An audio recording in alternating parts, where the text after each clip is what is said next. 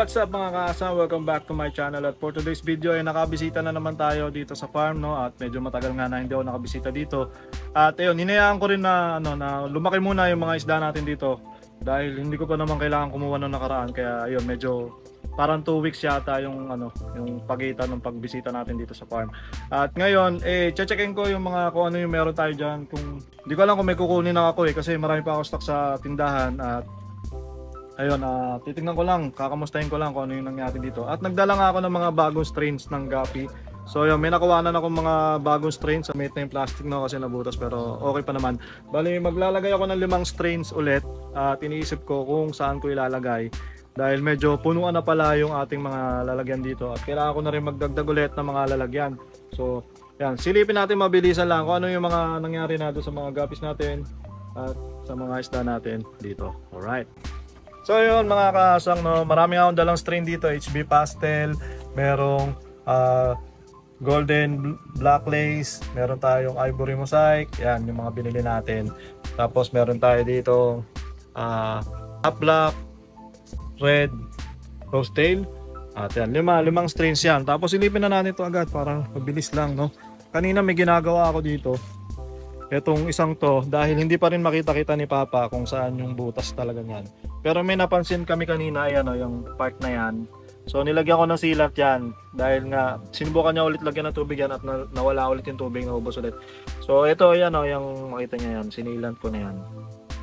At yan, kung mag-okay yan, magkakaroon ulit tayo dito ng isa pang tab para sa mga plowhorn ko.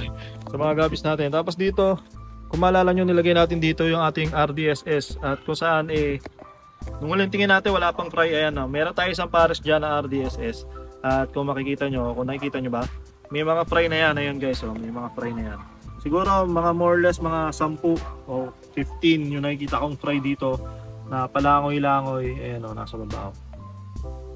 So ayun, nakakatuwa lang, no, dahil yun nga, lahat ng galing kay Mitra's Backyard na strain, meron ng anak dito, no. Ang kulang na lang dito yung HB White, HB Pastel, dahil yung HB Pastel namatay nga sa bahay at hindi ko na nadala dito. So meron tayo ditong RDSS, tapos dito yung ating mga AFR o yung Albino Full Red. Kung maalala nyo, dito ko nilagay yung mga breeders. So nandito pa rin yung mga breeders. Grabe, ang lalaki na ng mga breeders natin dito. Talaga mga halimaw na yung size. Sa mga nagtatanong, no, paano daw napapalaki yung guppy ng ganito? Lagay nyo lang sa malaking lalagyan. At sure yan, lalaki yan ito. Mga 2 inches na yata ito. Yan, ganyan kalalaki yung mga breeder ko dito na female. Yung mga female lang naman, pero yung mga males natin dito regular lang naman yung size nila. Hindi naman sila mga malalaki. Pero yung mga female natin talagang malalaki. At ayan, nandyan yung mga breeders natin. Tapos may mga fry na rin dyan. Ayan, ito mga maliliit na mga juby. Tapos yun, hindi nga pala ako nagkakal guys, no. Kinakal ko lang yan pag kinukuha ko na. Yan, ito, may malaki pa tayo dito. So yan mga EFR natin. At bibigyan ko nga pala niyan si Mitra's Backyard dahil yun nga, maglalagay daw siya sa pond. At kukuha tayo niya mamaya para sa kanya. Dahil marami na rin naman siyang binigay sa atin. At ganoon naman kami dahil palitan lang kami kung anong strain ang meron. Yan, yung mga fry natin dati, ito juby. Juby na. Hindi na nga juby to, breeder size na nga rin to. So yan, dyan tayo kukuha ng mga batang breeder na pwede nating paramin ulit.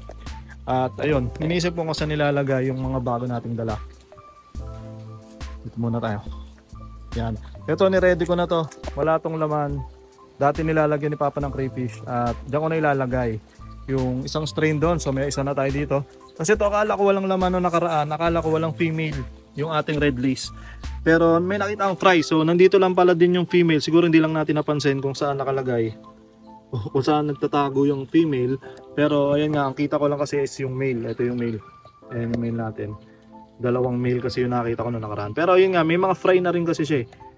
Kaya ayun, positive yan na may female dyan. Dahil nga nagkaroon ng fry. Ayan o. Kita niyo yung fry. So ayan, tuloy-tuloy yung pagdami ng mga red lace. Na galing din kay Mitra's Backyard dyan. Binigay niya din sa atin. Ayan o, maraming fry to. Hindi lang 10. Pero hanggang ngayon, hindi ko pa rin makita yung female. Nasaan kaya nagtatago yung female niya? Gusto ko sana makita kung gaano kalaki na . Anyways, bilisan lang natin. Lipat na tayo ulit. Yung HB Blue natin na nakaraan, na nilipat dito, ayan, may mga bagong fry. Tapos yung mga fry dati parang juvie size na ngayon. Pero ito dami na to, mga fry ng HB Blue. So tuloy-tuloy. Tapos yung sa ilalim niya, nandito naman yung crayfish. Ito yung mga dating fry. Ayan na, lumaki no. Kita nyo ba? Bilis eh. Ayan, ito na yung mga dating fry. Diba, hindi ko mahuli. Ayan. Ito na yung mga dating, ay, ano ba yan? Talon ng talon. Basta yan, ayan, yung mga nakita nyo medyo malaki, yan na yung mga dating fry. Tapos meron na silang mas maliliit na fry. Tapos andito yung crayfish natin sa ilalim. Sana meron tayong makuha agad. Ayun, ayan yung mga craylings natin. Nahulog naman. Wala. Medyo maputik yung ilalim nito dahil sinasadya namin yan para sa mga craylings. So ito yung mga craylings natin at medyo lumalaki ng konti. Pwede na ba ito ibenta? Parang maliit pa rin. Hindi ko alam kung kukuha ko nito dahil meron pa ako sa bahay. Siguro next week na ako kukuha nito. Ganito kalaki yung mga craylings natin, wala pang 1 inch. Taya muna natin siya dyan.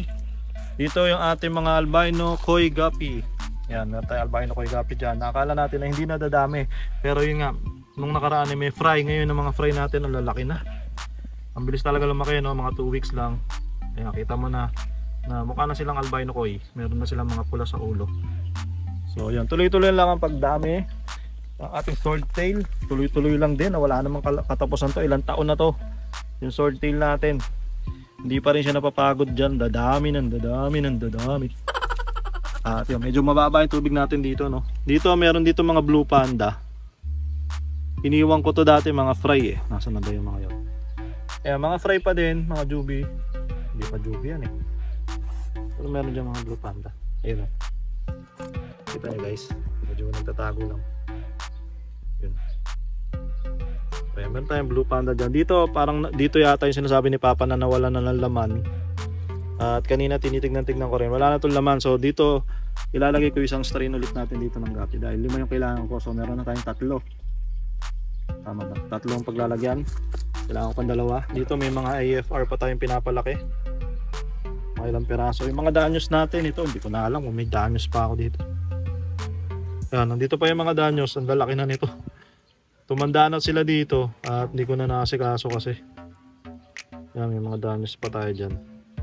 Pati dito, puro danyos lang naman to, tsaka halaman. Kinukuha ko pa naman yung mga halaman yan kasi binibenta ko rin. Mga Hygrophila sunset. Tapos dito AFR. May natapakan ako ano yung nag-squeeze. May mangga. Yun, juicy. Kaya may AFR tayo dyan, no? Pwede na ibenta yan. Laki na pala. So yun, panahon ng mangga. Marami tayong mangga ngayon na naglalaglagan dito. Yan, dami mangga. At yung mga kasang, dito naman tayo sa side na to. Mabilis ang ikot lang ulit. Dito yung ating mga tuxedo koi guppy na pinaparami natin ng sobra. Bali nagmamas breeding ako ng tuxedo koi.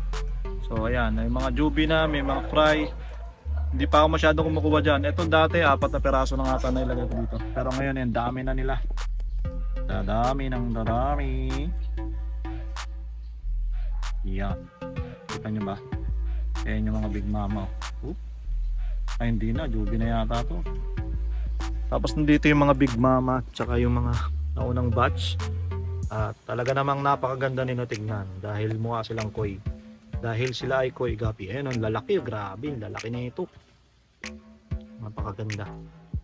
Ayan yung mga una kong big mama, oh. Ang gaganda. Ito, dami, oh. Siguro pag nagpunta kayo dito, baka masalok. Masalok niya yan. So ayan, kukuha ko dyan mamaya. Pero meron pa ako niyan sa, sa tindahan eh. Kaya hindi ko sure kung kukuha ko niyan. Pero si Mitra's Backyard, uma-arbor din sa akin ang breeder nito. So bibigyan ko rin siya niyan. Dito naman yung ating red balloon platy. Ayan, meron siyang fry, may juvie. Tignan ko kung makakuha ko niya mamaya. Tapos yung mga goldfish natin. Ito yung mga goldfish natin. Iniisip ko na gawin ng breeder size na lang to. So ayahan ko na sila dyan. Kung maging breeder size na sila dyan, siguro benta natin pa isa-isa. Tapos yun, may spider pa dito. Spider yan. At yun, napakarami na naman mga chops. Kuhanan din natin ang mga chops no? Grabe ang lalaki nito. Chops ba yan? Parang goldfish na rin ang laki. Yan o, yung mga chops guppies natin. Grabe kasi laki na ng goldfish. Kukunin ko yan mamaya. Benta natin. Dito naman. So yun mga kasang, no, dito naman ang update natin. At yun nga, meron ako spare dito na walang laman. So dito ko ilalagay yung isang strain na dala natin. Tapos nag-ready rin ako isang timba para dyan ko rin ilagay. At ito may laman kasi yung mga yan. Tapos ayun, update ko kayo dito sa dati nating nilagay na ano, noong nakaraan naglagay tayo ng albino full platinum dito. At nakakatuwa lang dahil yung nilagay natin ay may mga fry na. So ganun kabilis lang guys, no, noong nakaraan. Bumili ako ng 3 pairs ng albino full platinum. At meron na rin tayong fry dyan. So mga 2 months mag-out na rin tayo ng mga albino full platinum. At ayun nga, maganda ngayon magbenta ng guppy dahil napakarami nang pumapasok ulit sa guppy at maraming bumabalik sa hobby natin na paggagapi. So yun nga, talagang ginaganaan talaga akong mag-breed ngayon ulit. At yan, yung mga ABM natin ay yung green cobalt natin, 3 batya yan. Ayun yung mga green cobalt na walang katapusan din na hinayaan ko lang dyan, tapos kuha lang ako ng kuha. Tapos dito meron pa tayong mga red balloon platy, isang community pa, tapos isang batch pa to ng AFR, may mga fry, yung mga fry yung lumaki na. Tapos andyan pa yung Big Mama, hinintay natin mga anak ulit. Tapos dito sa tab na to, puno naman to ng Blue Panda. So nandito yung mga solid ko na Blue Panda na hinayaan ko lang munang dumami dyan ng dumami. At yun, kung maubusan ako ng, ng paninda doon sa tindahan, tsaka lang ako kukuha niyan. Pero pag hindi ko pa kailangan, hindi ako nagtatambak doon kasi minsan sobrang dami rin, namamatay din pa isa-isa. Pero dito kasi hindi namamatay pag hinayaan lang natin. Tapos yung crayfish natin, no, nandito lahat. 3 female, 1 male. Tapos yung male lang yung nakaumang dyan. No? Kita nyo yung clone ng male. So, 3 female kasi yan, tsaka 1 male. At ayan lang natin mag-breed sila dyan. No? Tapos marami tayong, teka lang, ba't walang hangin to? Marami na tayong craylings na nag-aabang 3 batch yung craylings ko ngayon. So, dito red balloon platy pa rin. Tapos itong isang to, dito ko nilagay yung blue blue grass. Teka lang, ikot tayo, medyo nakakasilaw yung araw. At yun, noong nakaraan nga nakita natin na may fry na to, ang dami nito. Ayan o. Yan yung mga fry ng blue grass, medyo lumalaki na rin ng konti. Tapos yung Big Mama natin na blue grass, yung galing kay Mitra's Backyard, mataba na naman. So yan, isang pares lang meron tayo dyan. Tingin ko yung mga anak na rin yan. Siguro next week magdadrop na rin yan. Tapos, ayun, yun lang laman lahat. Yan lang ang update ko ngayon dito. So, yun na, mga kasang, na bago pa natin makalimutan, dito natin ilagay yung HB pastel. Dito ko naman ilalagay yung ating HB red rose tail. Tapos, yun, dito ko ilalagay yung ivory mosaic natin. Alright, dito naman, lagay natin yung ating albino yellow lace. Tapos last but not the least, yung panghuling strain na dala natin, golden black lace. Yan, meron tayong 2 pair dyan. At ayun mga kasang, no, ito yung ibibigay natin na albino full red kay Mitra's Backyard. No? Binigyan ko siya ng 2 pair ng AFR dahil paparami niya daw sa kanyang farm. Tapos binigyan ko rin siya ng 2 pair ng ating Tuxedo Koi Guppy. So yan, sana maparami mo yan, paring Mitra's Backyard. So yun mga kasang, sana nag-enjoy kayo sa panonood ng aking video. At ayun, abangan nyo na lang ang mga susunod natin update. Tapos yung video ito, maraming salamat sa mga nanood. Nabubulol pa ako. Peace out.